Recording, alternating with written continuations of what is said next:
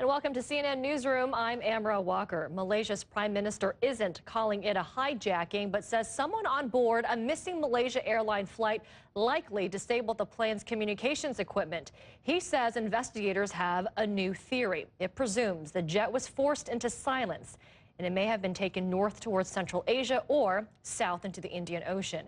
The investigation is now focusing on those on board, including the pilot and co-pilot. Police have now visited both their homes. The one positive thing possibly for the anguished families of the 239 people on board, there's no evidence that the plane crashed. So, more than a week later, we have more clues and still more questions. Andrew Stevens joining us from Kuala Lumpur with an update. So, Andrew, the Prime Minister said the plane was possibly deliberately diverted. It's obviously a very significant development. Yeah, that's pretty strong language from the Prime Minister, particularly if you think after 8 days of virtual silence, drips of information coming out, a lot of speculation in its place of hard facts, Amra. So the Prime Minister saying deliberately diverted by someone. As you say, they are not ruling out hijack. All options are on the table still, but as a result of that press conference and of this new news that there was deliberate moves on that plane to both disable the communications equipment and divert the plane, the search onshore is very much now focusing on the 239 passengers and crew, and first and foremost among those is quite obviously the pilot and the co-pilot. Both of their homes were visited by police in the last few hours. Both homes had articles, we don't know what they are, excuse me, taken away from those homes by police. The details are still very sketchy. The Malaysian police aren't giving much out at this stage, Amra. What we do know about the pilot is that he is a veteran Malaysia Airlines pilot. He joined in 1981. He has 18,500 air hours under his belt. He's a 53-year-old captain, a father of 3 children, a grandfather, a member, something of a stalwart of the community. If you look at his community services, he helps with underprivileged children. He helps on environmental issues. He's seen as quite an activist there. He's also not averse to posting a few YouTube clips offering advice on do-it-yourself fixes around the home. Now, that's what we know about him at this stage. The family are not in residence at the home. Interestingly, the police have been outside the home for the past few days, but have only now gone in, and that has raised a few questions about why it's taken so long for them to go in. But the bottom line here is it is a refocus, to quote the Malaysian Prime Minister, back on the passengers, those 239 souls aboard MH370. Some new and major clues to talk about now. Andrew Stevens in Kuala Lumpur, many thanks to you. And over a week later, and the search for Flight 370 has grown more complicated, as you can hear there, with Malaysia's government now saying deliberate action put the plane off course. Let's go now to Richard Quest in our bureau in New York. So, Richard, what can we make of all this new information? Well, it is both worryingly large search areas. If you look at the diagrams again, you see the arc going up to the north towards Turkmenistan and Kazakhstan, and then you see it going down towards deep into the South Indian Ocean and off towards the southern coast of Australia. So it's a very worryingly large area, but one can look at it two ways here, Amra. You can either say, my goodness, look at what they've now got to deal with, or you can say at least there is getting some knowledge about what happened.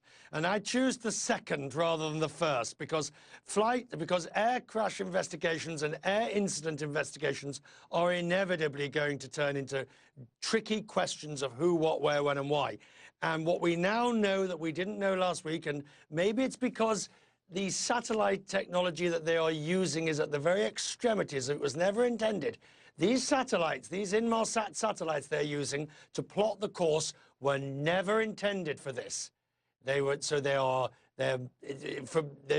not making it up as they go along, but they are certainly making a very good attempt at the information they've got to work out where the plane might have been at its last known after it turned. So, Richard, how do authorities actually go about searching this vast area, land and sea? Do they make a grid and sit down and assign search crews to a specific area? Do we know how that is approached? They will do it the same way they've done it before, and they've done it in all the other areas. They will literally do that. They will start, obviously, they will bring a lot more satellite telemetry into it, certainly for those areas that are over land. I suspect any national security agency that has satellite capability that would have been looking down on those areas for whatever geopolitical reason today will be searching their pictures and their photographs to see what it is. And interestingly, many countries, there may well be a country that doesn't realize what it's got and is only now looking, because until this morning when we heard from the Prime Minister, there was no reason to look that far south or that far north. So now all those countries, or anyone who has intelligence assets that will be looking in that direction, will be going back to them to look at it again to see what did we miss, what was possible. And then you've got boots on the ground, you've got planes in the air, ships on the sea, because fundamentally there's no better way to find the debris field. And that's what they're looking for, Amra. It is indeed. They're looking for the debris field. Yeah, it is indeed a major development. Richard Quest, thank you for that and for your insight. Well, the wait for answers has been especially difficult for the families of those on board Flight 370. Let's go now to David McKenzie in Beijing, where many of the loved ones have gathered, and they're anxiously following this investigation. David, what's going on there? Well, Amra, they followed every lead just like the rest of us, and for them the consequences, of course, are far more serious. Here in Beijing, hundreds of families are in a hotel near to the airport. Many of them were put there in the early hours after this plane vanished, and they've really had this agonizing wait, and certainly at times now, with more than a week since MH370 disappeared, that agonizing wait at times has become increasingly frustrated and boiling out into anger. When the Prime Minister made that very explosive statement, one has to say, about the deliberate action suspected in this plane's vanishing, all the family members who are here in Beijing watched it on a Chinese channel here at that hotel, and there were certainly very sharp reactions to it. One of the interesting things, though, of course, is that the fact that this might have been hijacked or at least taken over by someone gives some of these families, from their perspective, a glimmer of hope. David, there seems to have been a lot of criticism, as we're hearing, leveled at the Malaysian authorities. What are the families saying now? Are they still angry with the way the Malaysian authorities have been handling it, considering we did hear today from the Prime Minister of Malaysia? Yes, they are angry often, and that's, if they're going to point fingers, they often point it at the Malaysians. And it seems like the Chinese government is doing the same thing. The Chinese government has put out several pointed statements in the last few days, most recently in the recent hours. They said that they wanted more and thorough information coming out. They demanded more information and more accurate information about the whereabouts of that plane. The Chinese and the Malaysians sometimes don't have much love lost between the governments, and certainly in this case, with the twists and turns in this case, both sides have been pointing fingers at each other. If you consider how many countries are involved in the search efforts, it can get complicated coordinating this. And then also, you consider the dozen nationalities at least that are involved or affected by this. It is very much a global story, this. The family members, though, as I said before, really see this latest development as a way somehow to cling to some kind of hope. Let's take a listen to one person who reacted to the Prime Minister's press conference.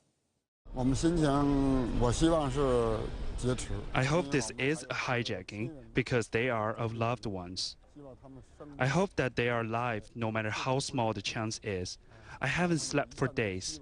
We are grateful for the help from so many countries. Well, that's a sentiment I've heard time and time again from family members here in Beijing, that in a way the deliberate action sort of understanding for them is a better scenario. And grief counselors say there's no way people can have closure on this, even if, you know, the likely scenario is bad, of course, for them. They want to try and believe any kind of lead that will give them the chance that their loved ones are still alive. Yeah, it's heartbreaking to see that they're just trying so hard to maintain their optimism, and we hope that there is some more news for them, maybe even good news in the end, but it's not looking like that. David McKenzie for us in Beijing, thank you for that. And we will have more on the search for the missing airline.